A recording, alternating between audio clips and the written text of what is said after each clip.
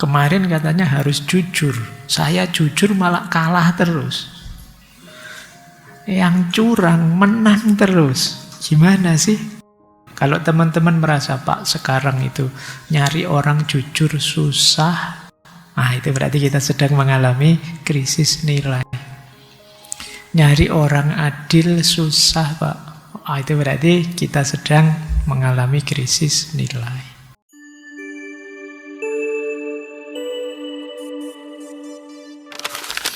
Assalamualaikum warahmatullahi wabarakatuh. Bismillahirrahmanirrahim.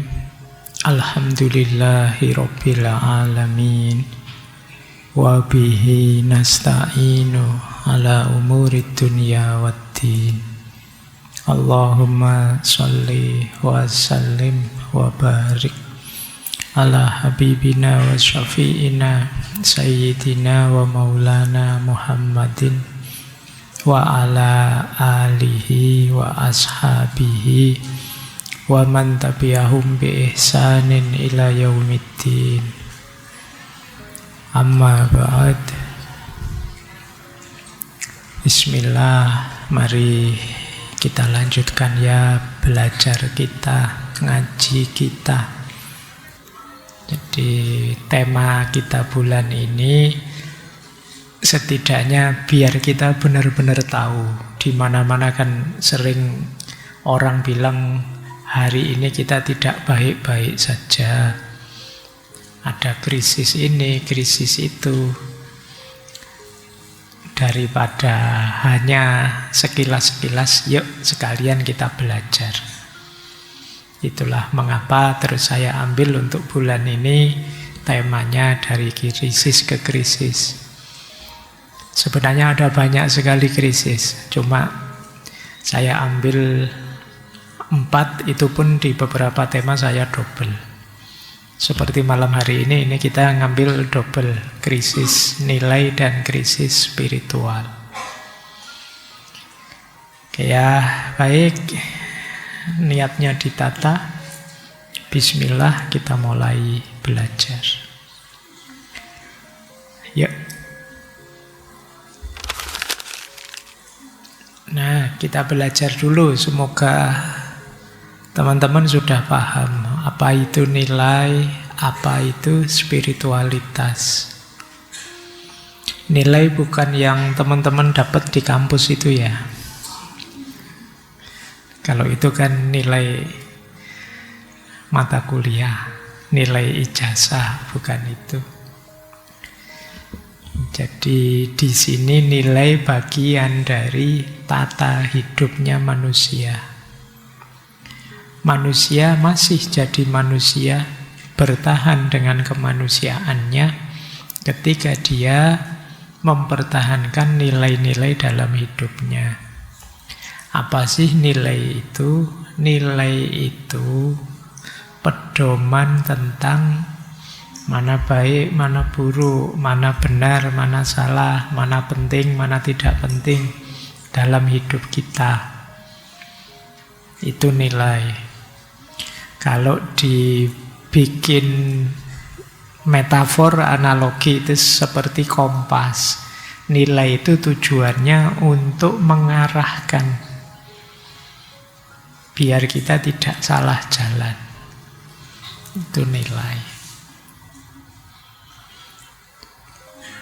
Kemudian nilai itu wujudnya biasanya bentuknya norma-norma, aturan-aturan, baik formal maupun non-formal.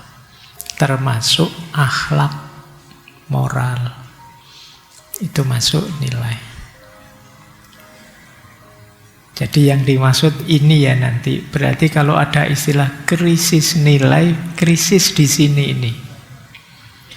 Krisis ketika kita kebingungan, mana sih yang sejatinya benar, mana yang salah, mana yang baik, mana yang buruk, sekarang serba tidak jelas.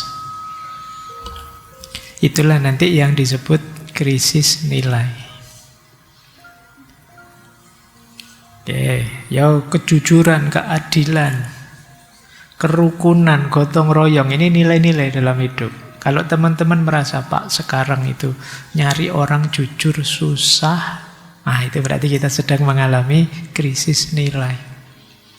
Nyari orang adil susah, Pak. Ah, itu berarti kita sedang mengalami krisis nilai. Itu ya nilai, nanti kita bahas. Yang kedua, spiritualitas. Spiritualitas itu berhubungan dengan kesadaran kita tentang makna hidup yang menghubungkan dengan Tuhan, sesama kita, alam, bahkan dengan diri kita sendiri. Kalau tadi nilai ibaratnya kompas, kalau spiritualitas itu seperti apa? Semangat, api dalam diri kita yang memberi energi, yang menghangatkan hidup. Itu spiritualitas. Banyak berhubungan dengan dimensi rasa dan pengalaman batin. Itu spiritualitas.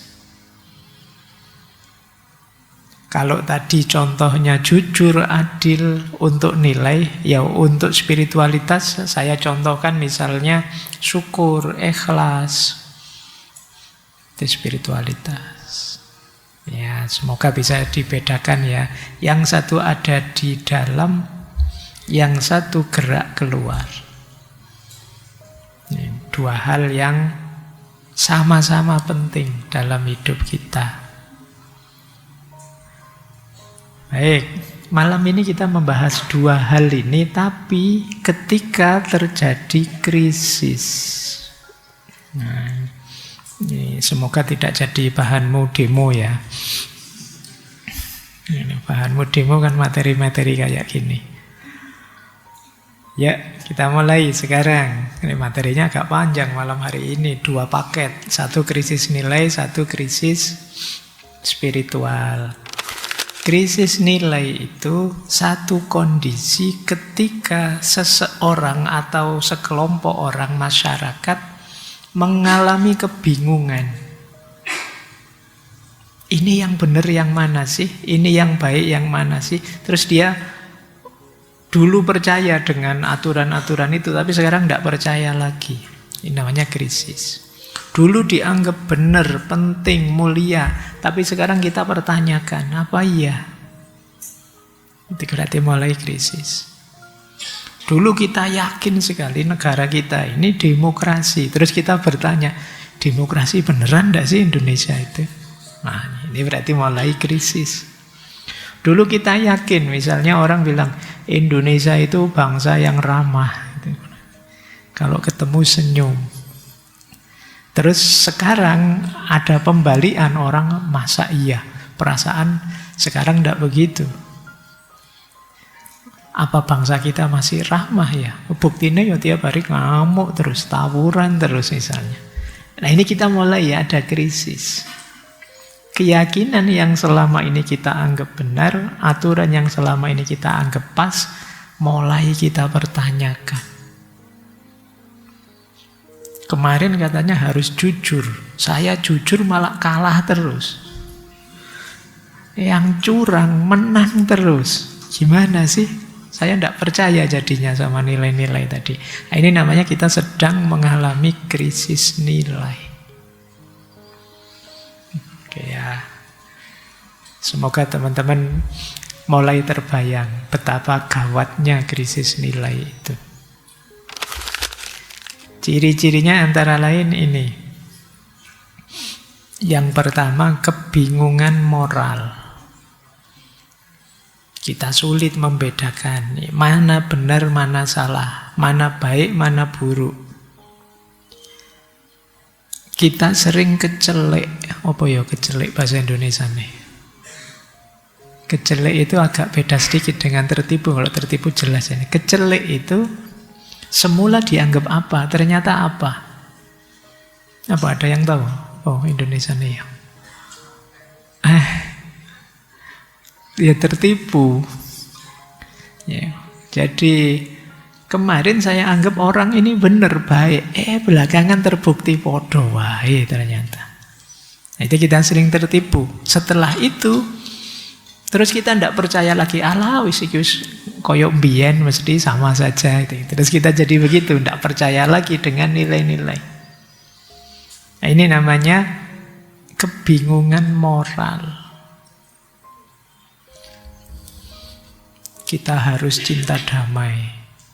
Oh Pak, kemarin saya itu pinginnya damai malah dikeperuk ya Pak, yo bales lo aku. Ini kita tidak percaya lagi dengan prinsip-prinsip kebaikan.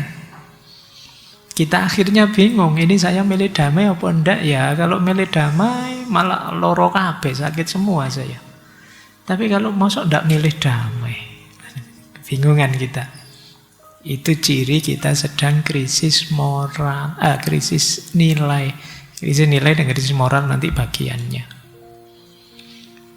Atau yang kedua, mentalitas permisif. Permisif itu apa saja boleh. Suka-suka kamu lah. Ini alamat kita sudah mulai krisis nilai. Karena manusia itu kalau apa saja boleh, bahaya untuk hidupnya. Bayangkan ya, misalnya kalian itu, terus tiba-tiba ada orang bilang, besok segala aturan, segala norma, segala moral, segala akhlak libur sehari. Misalnya loh, mungkin malaikat Jibril datang ke wahyu, terus libur sehari. Saya yakin dunia ini langsung kiamat. Kamu suka-suka kamu sudah, wah habis ini. Nanti masjid ini karpet-karpet hilang kabeh. Jadi itu bahayanya permisif. Permisif itu mental yang apa saja boleh. Asal kamu suka, asal tidak ganggu orang. Jadi biasanya ada tambahannya itu sih. Bisa dibayangkan kalau kita apa saja boleh.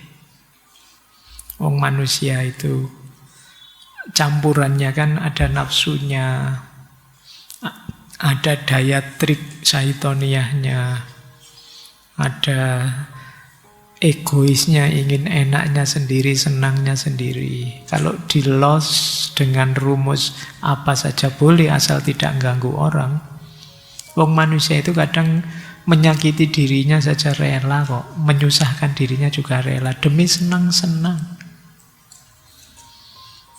Kalian kalau nyekrol HP sampai jam-jaman itu kan menyakiti dirimu sebenarnya.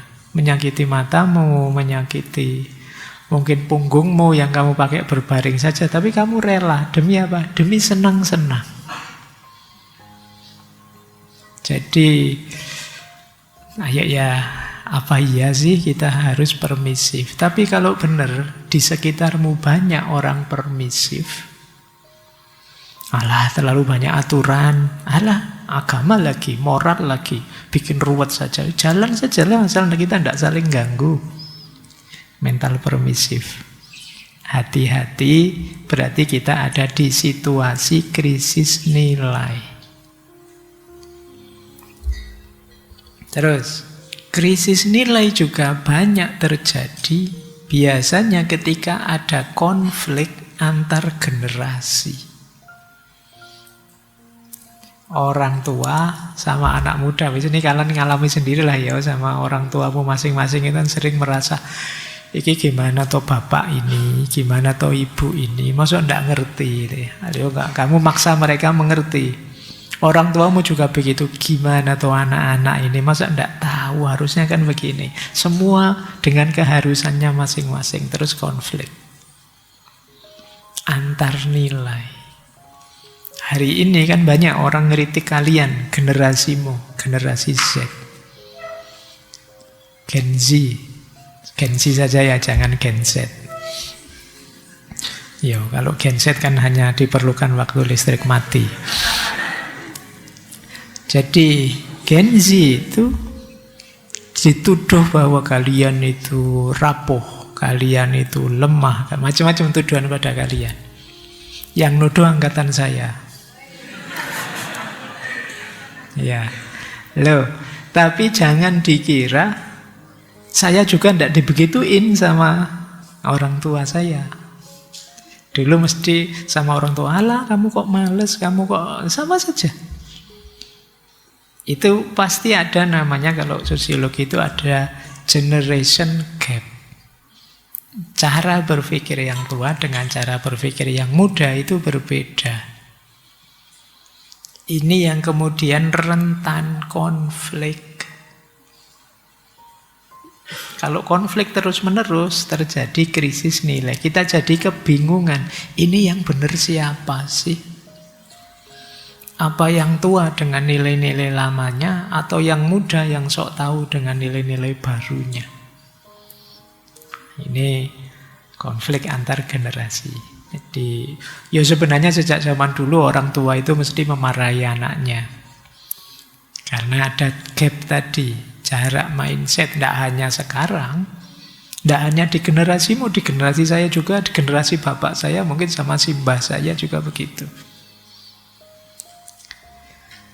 Baik, mulai generasi 4-5-an itu kan, kamu Gen Z nanti berhadapan dengan generasi atasmu yang milenial, berhadapan terus sampai generasi kolonial, sampai generasi ke belakang. Selalu terjadi generation gap.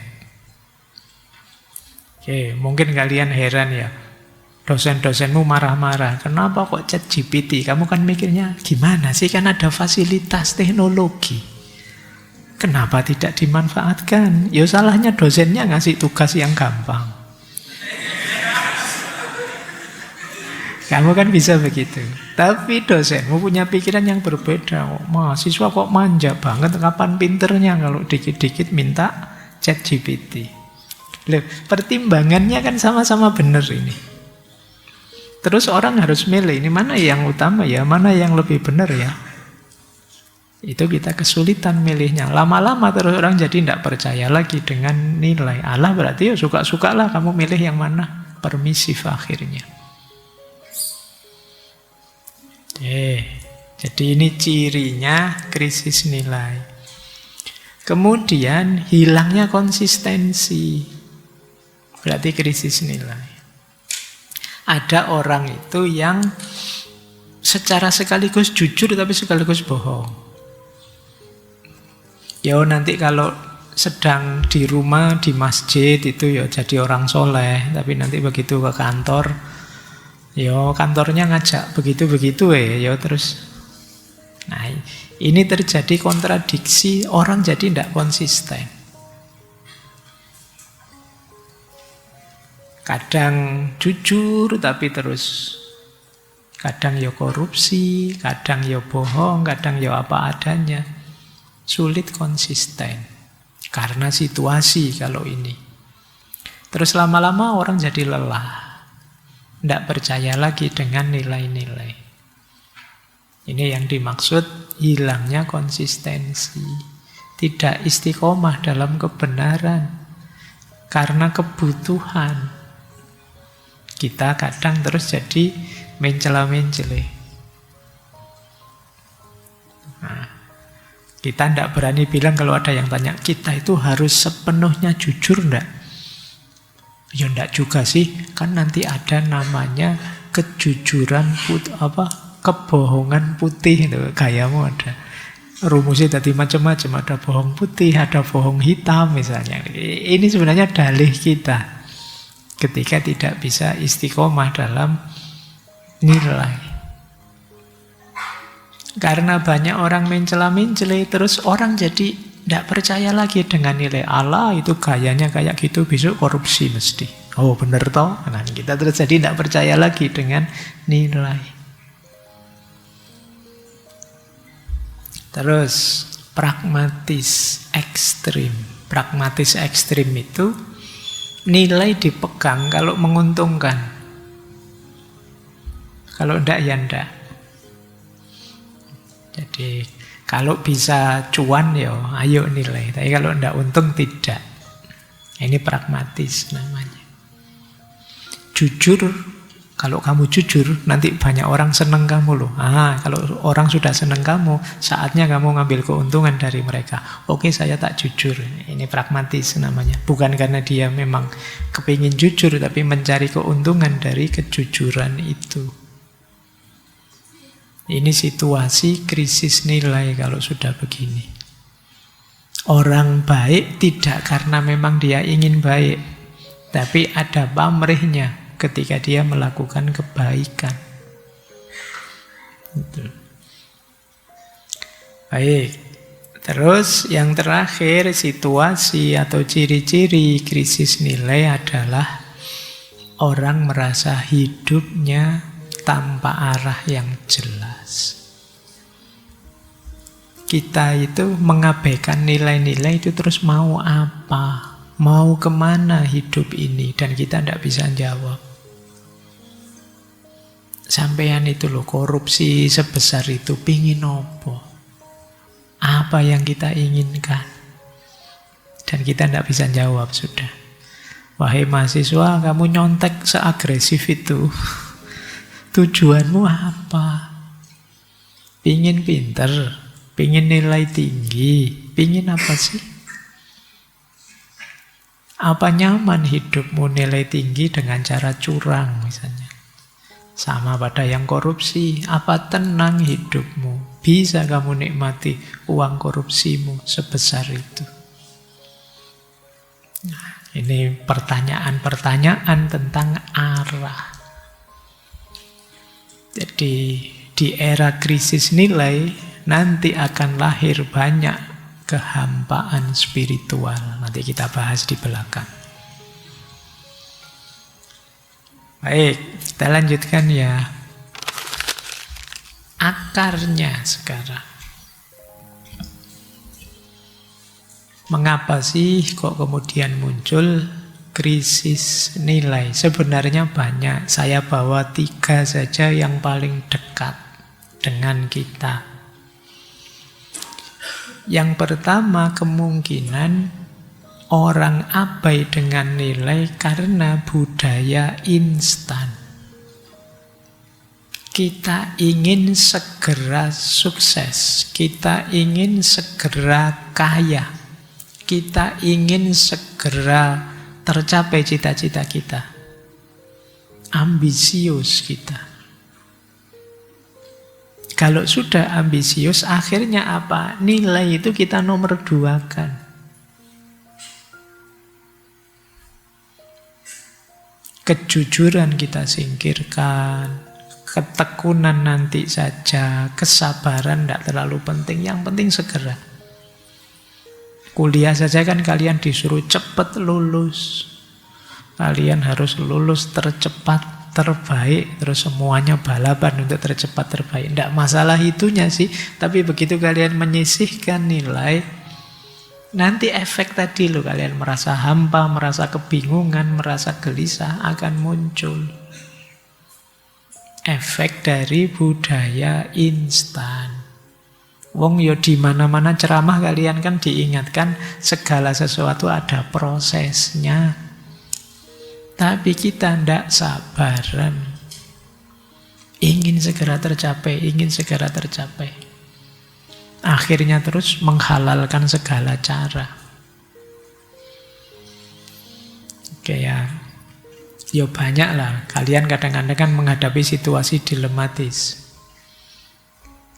dalam hidupmu yang menuntut kamu, ini kalau saya jujur saya gagal, tapi kalau saya mau curang, insya Allah saya sukses. Itu kan biasanya kamu milih mana? Jujur tapi gagal, atau curang sih tapi nanti sukses. Kamu milih mana? Mungkin kamu milih, Pak saya milih curang tapi sukses, nanti tobat Pak. Soalnya kalian jawab itu pinter, pokoknya kamu nyari jalan itu. Iya kalau sempat tobat. Kalau tidak sempat. Kayak, tapi diam-diam mungkin kalian jawabnya curang-curang dikit tidak apa-apa lah Pak, yang penting sukses. Kan gitu. Dan itu tidak hanya kalian, sampai yang paling atas juga begitu. Alah ngetrik sedikit, curang sedikit tidak masalah, yang penting sukses. Kadang-kadang kalian nyari dalih, nyari alasan. Ini kan demi bangsa dan negara juga. Biar saya bisa segera mengabdi pada bangsa dan negara. biar bisa memberi yang terbaik. Kan kalian gitu, itulah alasanmu saja. Mungkin yang besar-besar juga mikirnya begitu, ini demi bangsa. Ya padahal ya semuanya berujung nyari cuannya masing-masing, keuntungannya masing-masing. Jadi budaya instan, ingin semua serba cepat, bisa meruntuhkan nilai-nilai. Yang kedua, pengaruh medsos luar biasa hari ini, pengaruh media luar biasa, yaitu apa? Menormalisasi yang negatif. Pamer, hedon, bohong, itu dianggap normal saja, biasa saja. Yang lain begitu, Pak. Kalau tidak begitu, tidak viral. Terus kita anggap normal saja sih. Dan ini masalah kita hari ini. Kita sulit menegaskan, ini jelas salah, saya tidak boleh niru, tidak boleh ikut. Nah, kita tergoda oleh viralnya. Kita tergoda oleh hype-nya, kalau bahasa hari ini. Sehingga kita rela mengorbankan nilai-nilai yang kita yakini.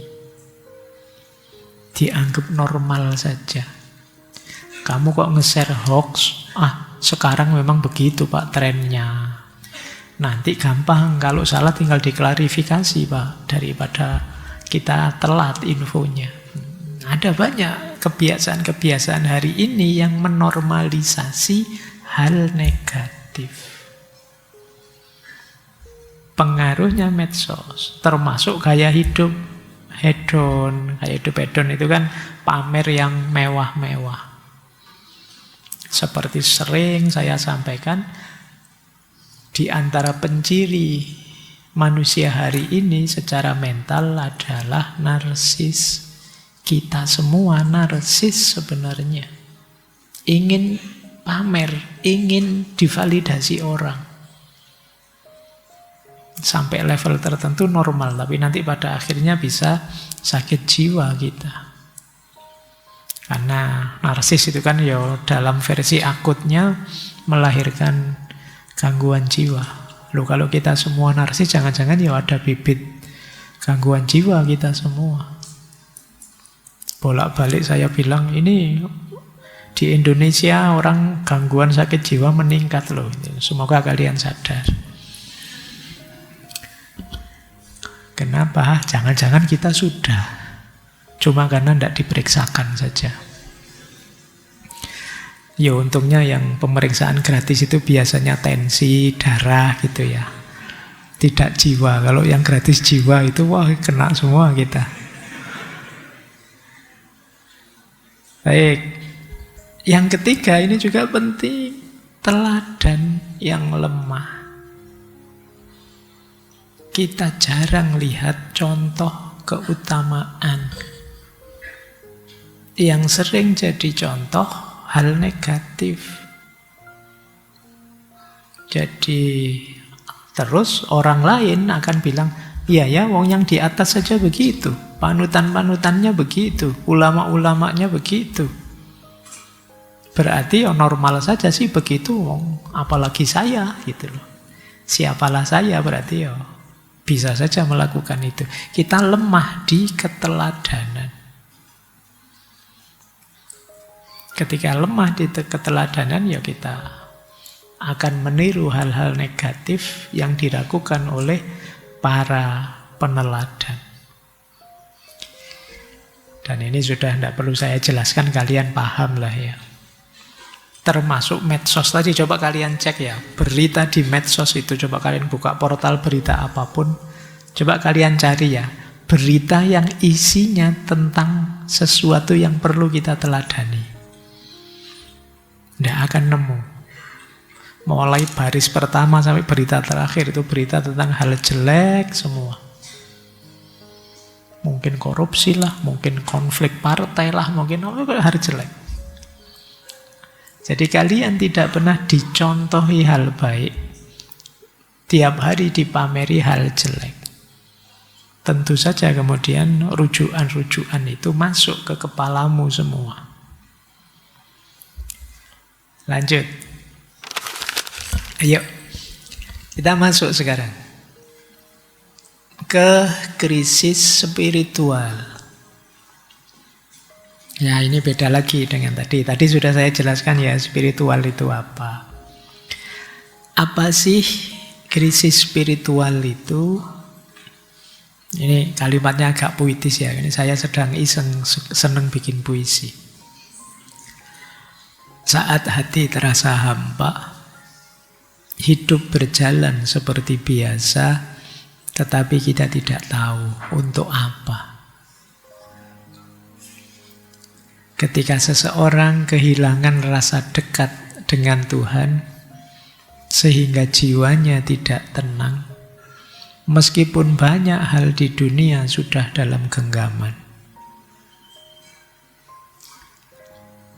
Ketika seseorang lapar makna, tubuh kenyang, tetapi batin tetap merasa kurang. Ketika seseorang merasa jauh dari nilai-nilai yang membuat hidupnya bernilai, seperti syukur, cinta, dan harapan. Itulah krisis spiritual. Adakah teman-teman yang ngalami? Banyak mungkin ya. Oke, Pak, saya spiritualitas saja belum nyampe, gimana krisis? Baik, yo semoga nanti kita tidak ngalami. Tapi kalau ngalami ya, ayo kita kelola dengan baik. Ciri-cirinya tadi sudah banyak disebut ya. Yang pertama, kebingungan eksistensial. Tidak tahu kenapa saya hidup, untuk apa sih saya hidup ini. Itu kebingungan eksistensial namanya. Ini di banyak filosof dibahas pertanyaan tentang tujuan hidup ini. Semoga teman-teman sudah bertanya pada dirinya masing-masing dan semoga punya jawabannya. Seabsurd apapun, senaif apapun jawabanmu, punya itu sudah luar biasa. Jangan sampai kalian biarkan hidupmu tanpa tujuan. Yang kedua, batin kosong. Aktivitas jalan, tapi kalian seperti robot autopilot. Cirinya biasanya kamu kaget. Loh, sudah seminggu tidak terasa. Sudah ngaji filsafat lagi. Perasaan baru kemarin, itu berarti kamu selama ini, seminggu ini autopilot saja hidupmu. Kamu tidak bisa menikmati detik per detiknya, tidak terasa. Yang ketiga, kamu mulai usil, menanyakan keyakinan-keyakinanmu sendiri. Apalagi mahasiswa di usia kalian itu mulai, apa iya saya harus begini? Nah, itu pertanyaan-pertanyaan itu mulai muncul. Berarti kalian sedang mengalami krisis eksistensial. Merasa terasing, merasa tidak dekat dengan Tuhan, tidak dekat dengan orang lain, bahkan merasa tidak memahami dirinya sendiri. Kamu merasa terasing, itu berarti kalian sedang mengalami krisis spiritual. Kemudian hidupmu ada di mode mencari, searching, mencari tanpa henti. Itu mungkin kayak aplikasi di HP atau di laptopmu itu yang gambar muter-muter terus. Tidak selesai-selesai searchingnya. Dan kamu merasa lelah. Semua buku sudah kamu baca, semua channel kamu dengarkan. Tapi kamu masih gelisah. Modemu searching terus. Ini tidak cocok, itu tidak cocok. Kamu gelisah terus. Secara psikologis terus kamu merasa cemas, agak depresi, baper akut, gampang marah, merasa hidup tidak jelas. Temannya tidak menyinggung, dianggapnya menyinggung. Jadi temannya baik-baik menyapa, lama tidak ketemu, tambah cakep aja. Terus kita ngamuk, jangan nyinyir, mentang-mentang. Nah, wong kita itu ya basa-basi biar enak, malah kamu ngamuk. Ya. Lu motornya kemana? Kok jalan kaki saja? Alah, sejak dulu saya tidak punya motor, ngenyek ya. Oke, atau disapa, kok jalan kaki aja? Emangnya harus ngerangkak, misalnya. Dari mana? Dari belakang. Mau kemana? Mau ke depan. Oke, kamu sedang lelah kalau begitu. Oke ya, krisis. Akarnya apa? Beberapa hal ini mungkin coba kalian cek ya. Mungkin jangan-jangan jadi akarnya. Yang pertama, mungkin kalian terlalu sibuk selama ini. Aktivitas ini, aktivitas itu. Lupa menikmati hidup. Lupa berdoa, lupa bersyukur. Hidupmu, kalau bahasa Jawanya, kemerungsung terus. Kayak orang dikejar-kejar. Lelah. Yang pertama itu. Yang kedua, mungkin orientasi hidupmu keliru. Jadi jangan-jangan tujuanmu tadi hanya materi dan status. Kamu mati-matian mengejar itu. Dan kamu kelelahan. Kenapa kelelahan? Materi itu tidak ada akhirnya rasa puasmu. Alhaakumut takasur. Status juga begitu. Status berarti kamu menunggu validasinya orang untuk merasa dirimu berarti. Padahal orang itu ya kadang memvalidasi, kadang tidak peduli. Dan kamu mati-matian caper terus untuk dapat validasi. Hidupmu jadi sangat lelah. Nah, mungkin sebagian besar kita ada di 1 dan 2. Tapi ada yang istimewa di yang ketiga. Karena trauma atau karena penderitaan. Ketika kamu terguncang, krisis spiritual terjadi. Kehilangan orang yang dicintai, sakit, bencana. Ini kadang membuat kita mengalami krisis. Apa dosaku ya Allah? Kan gitu kalau kita. Salahku apa kok diberi bencana sebesar ini? Ini krisis spiritual. Dari pengalaman traumatik. Temanku lulus semua, kok bisa-bisanya hanya saya yang DO ya Allah. Ya, kamu trauma, kamu merasa ditinggalkan oleh Allah, kamu merasa ditinggalkan oleh teman-temanmu, kamu merasa dosenmu tidak peduli padamu, orang tuamu tidak ambil peduli juga, kamu gelisah luar biasa. Oke, ada lagi yang unik yang terakhir ini. Jangan-jangan kalian mengalami kejenuhan spiritual. Kejenuhan spiritual itu ketika keberagamaanmu formalitas saja, mekanis saja, tanpa penghayatan. Terus kamu merasa jenuh luar biasa. Karena fokusmu pada formalismenya. Tidak salah, tapi ketika kamu tidak menikmatinya, ya kamu capek. Sering saya pakai kalimat beragama dengan dasar kewajiban saja. Kalau itu hanya kewajiban saja, agama itu rasanya jadi beban dalam hidup kita. Kalau dia jadi beban, ya kamu akhirnya tidak bisa menikmati, tidak bisa memetik indahnya beragama. Kamu menganggap, ya Allah itu loh nyuruh saya ini, nyuruh saya itu. Dia nyuruh saja. Kamu merasa yang disuruh-suruh. Kamu tidak bisa menikmatinya.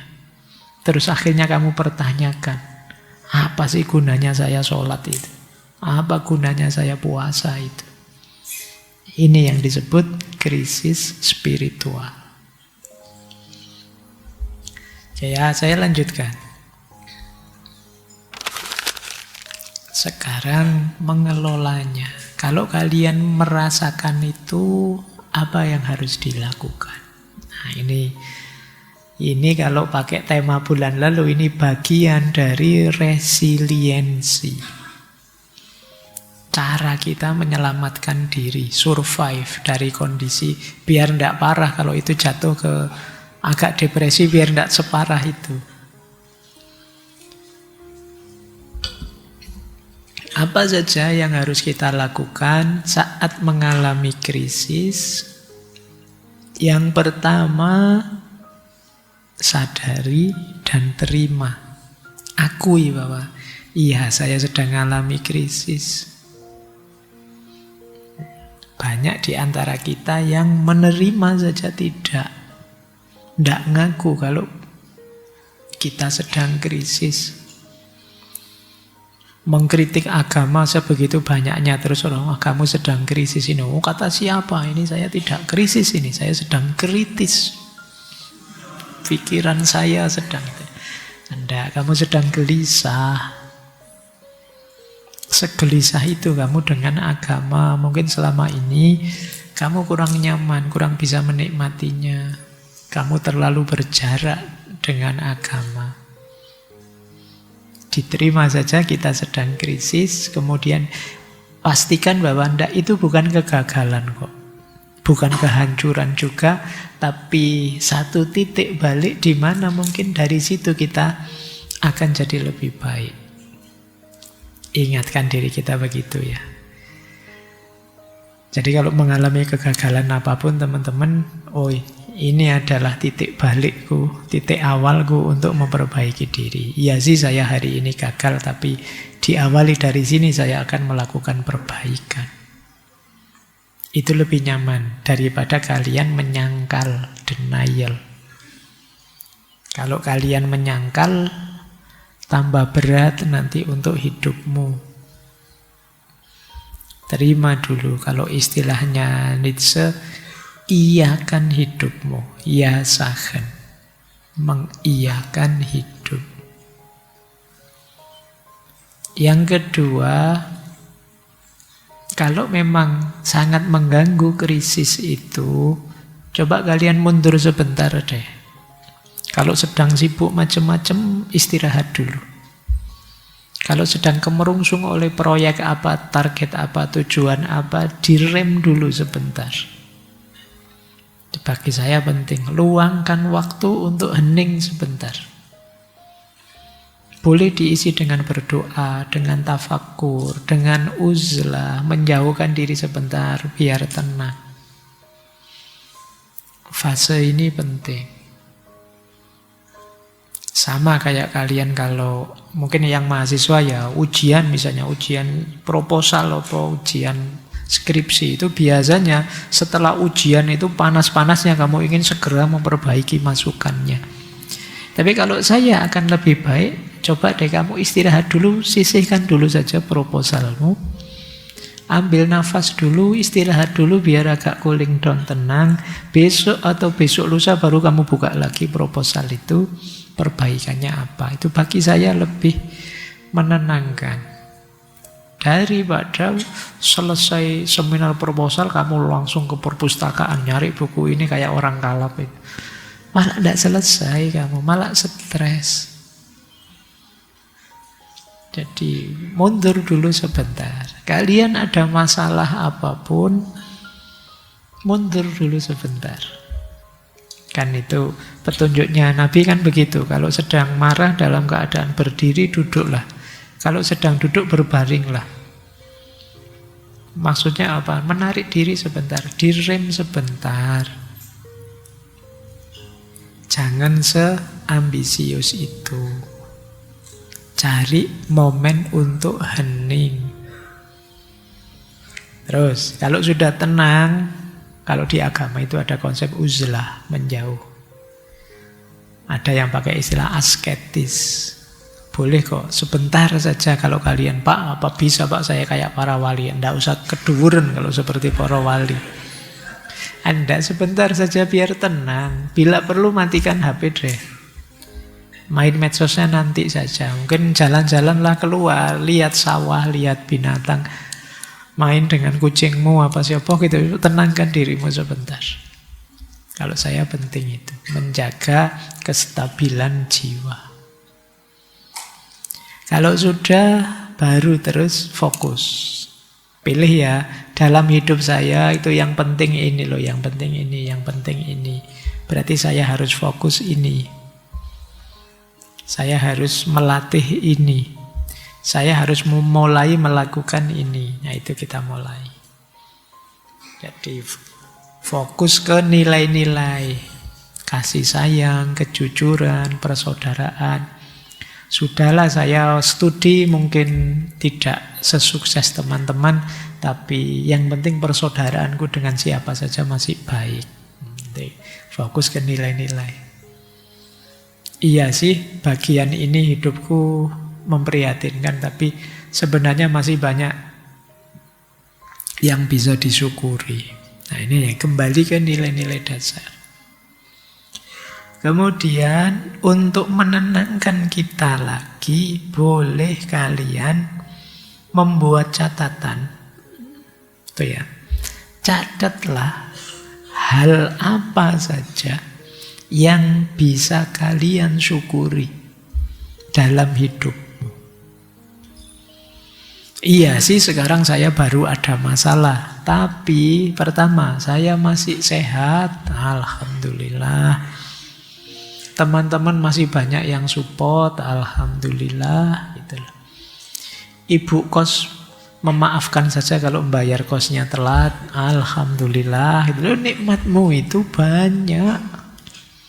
Jadi nanti ketika kamu sadar, sudah kamu hitung, ternyata anugerahnya Allah itu masih banyak. Kenapa aku segalau itu? Ada masalah 1, 2. Ayo disyukuri hal-hal kecil.